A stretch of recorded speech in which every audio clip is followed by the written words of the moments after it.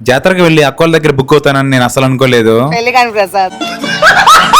అసలు ఏం జరిగిందంటే బలిజిపల్లి గంగమ్మ జాతరకు వెళ్ళగానే అక్కోళ్ళు అయితే నన్ను పట్టేసుకున్నారు. మనతో కాసేపు కామెడీగా మాట్లాడి మన వీడియోస్ కూడా చాలా బాగుంటాయని చెప్పేసి మనల్ని అయితే ఆశీర్వదించారు. మేము గుడి దగ్గరికి వెళ్ళేటప్పటికి జనాలు అయితే చాలా మంది ఉన్నారు. పక్కన ఒక ఇల్లు చూసుకొని ఆ ఇంటి పైకి ఎక్కేసి కొన్ని డ్రోన్ షాట్స్ అయితే తీసా. మార్నింగ్ ఎలాగో దర్శనం కాదని తెలుసు, అందుకే ఇంక ఇంటికి వెళ్ళి నైట్ వద్దామని డిసైడ్ అయ్యా. వెళ్లే దారిలో మన సబ్స్క్రైబర్స్ అయితే కనిపించారు. నైట్ గుడి దగ్గరికి వచ్చేటప్పటికి పొద్దున కంటే ఇప్పుడే జనాలు ఎక్కువ ఉన్నారు. వెళ్లే దారిలో మాకు ఇది నచ్చింది తీసుకుందాం అనుకున్నాం, కానీ తీసుకుని ఎవరికి ఇద్దాం, మనకు ఎవరు లేరు కదా అని చెప్పేసి అక్కడే పెట్టేశా.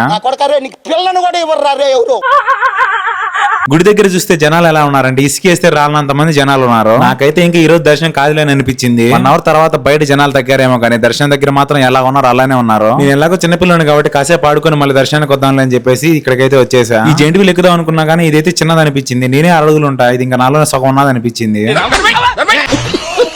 ఇంకా మాలాంటి పిల్లల ఏజ్కి తగినట్టు ఒకటైతే దొరికింది, దాన్ని ఎక్కి కాసేపు అయితే ఆడుకున్నాము.